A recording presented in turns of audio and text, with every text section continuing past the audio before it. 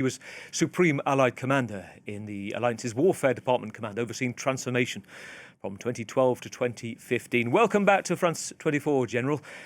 When you first saw the news emerge, as we all did, from Truth Social, President Trump threatening this military blockade, despite Tehran's continued threat to target what it calls enemy of the state, what are your initial thoughts about that?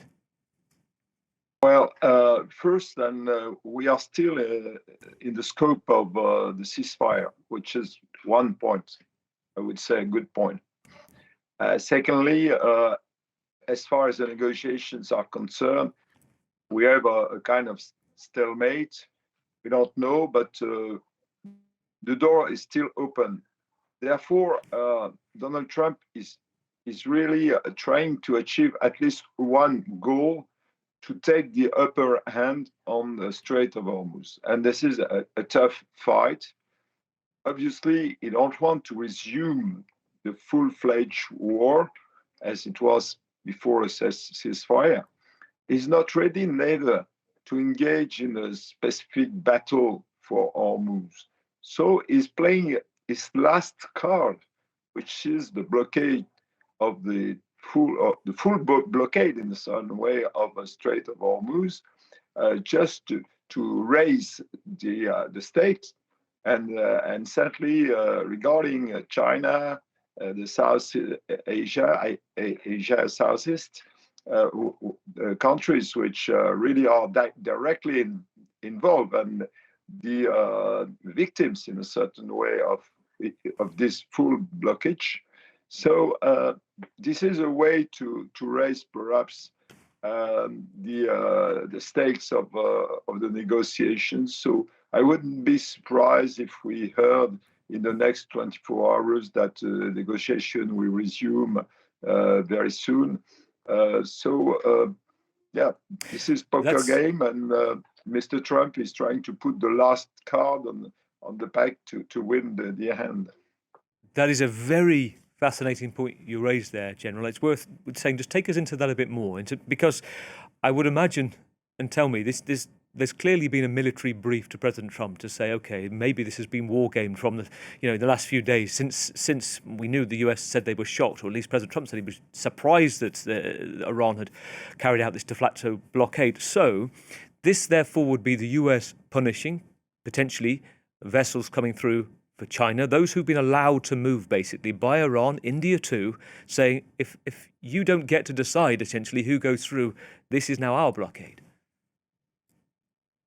Well, what is intriguing is the opening he makes about the countries or the ships who will pay the toll to pass the Dharan. Because if you write correctly what is put on his media through social, he say those countries or those ships who pay the toll, there will be, I would say, stopped navigating in international water, which means the overall international waters. So this is a very ambitious plan. I don't know if really he would be able, Mr. Trump would be able to achieve that. But this is nevertheless a big threat that he's pushing. It's not, from my perspective, it's not only speaking about the Strait of Hormuz, but much more widely about international water. So let's see how it put that in place. But there will be some demonstration on that. So that will be tough for, as I said, for China, for the Southeast Asia to accept, and perhaps Mr. Trump hopes that those countries will react, and certainly China, saying, well, the game is over, and they will press the Pasdaran, and that again, this is a very touchy and very sensible game, poker game that is playing. What is sure in my mind is, for the time being, is not ready to go back to the full-fledged war. This is one point. And as part of that poker game, having these two US minesweepers, these two military vessels in the waters right now, we're told, cleaning out the strait from mines in the midst of this ceasefire, and yet the poker game here being your assessment on the risk that those vessels are potentially in.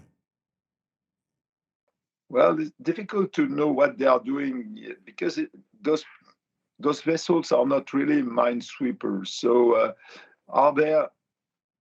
Perhaps they are there to start the blockade before Mr. Trump wrote anything about that, and to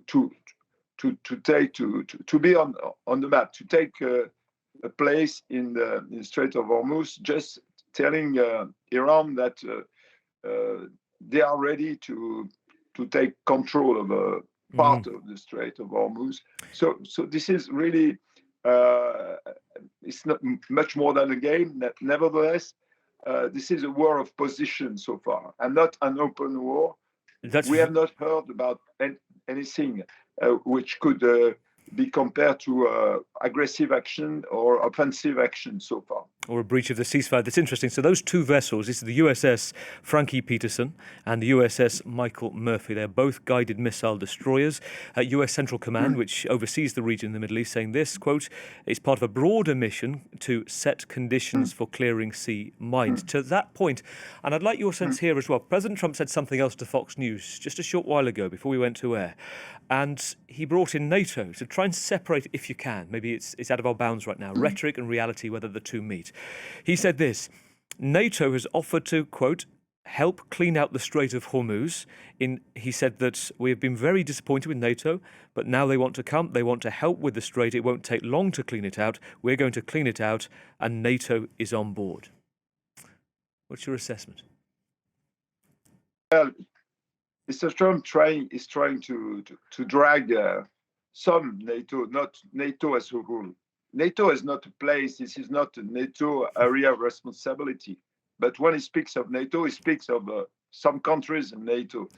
So there is a mixed feeling from me. You see NATO as an alliance, so if you are my allied in NATO, you should be my allied in this war as well. It's not as simple as that. But this is true that some countries, including my countries, including France, said, well, we are ready to launch a kind of coalition for peace in the Strait of Hormuz and to open the Hormuz Strait. So Mr. Trump is putting them at the test, stress test in a certain way, and he is expecting some countries to react. And it will be very. We have to watch very carefully what would be the answer from different countries. As I said, Mr. Macron offered to do something. So there are some French ships in the vicinity. We can say France could send a minesweeper. We have that in our inventory. But I'm not sure that there are so many mines.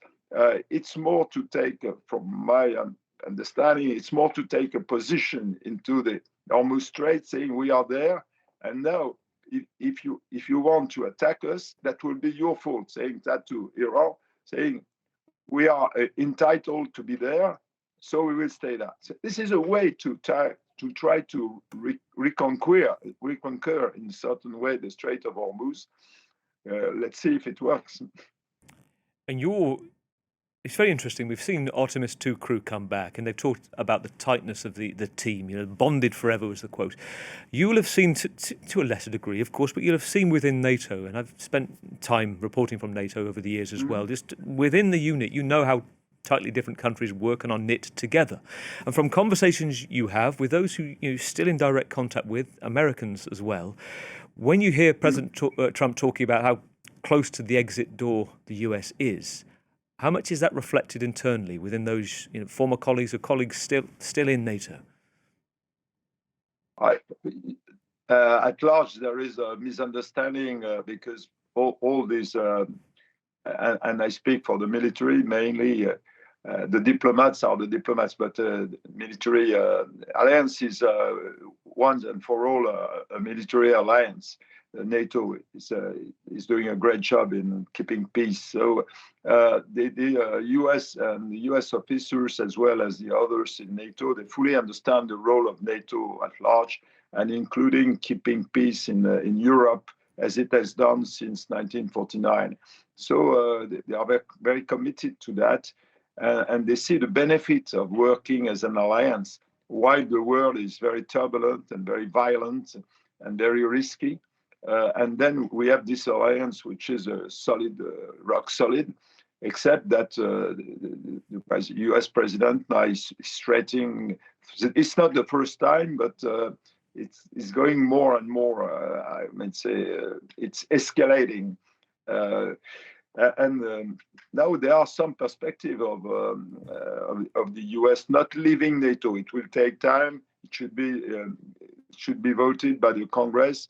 Very unlikely, but the US president can spoil the day, if I may say so. He can spoil NATO with retrieving some troops and diminishing the ability of NATO to face major conflicts, including anti-ballistic missile defense that only the US are able to provide. This is an example. So playing with that card is very awkward, but this is how Mr. Trump plays his game. This is unfortunately, and I'm not sure that the US army or the US soldiers understand that. No, and this is another call to meet the moment in Trump's view of NATO, it appears. Always good to talk to you, to hear your perspective. General, thank you. Jean-Paul Palomeros. Thank you. Thank you so much. French Air Force General and NATO former Supreme Allied Commander in Transformation.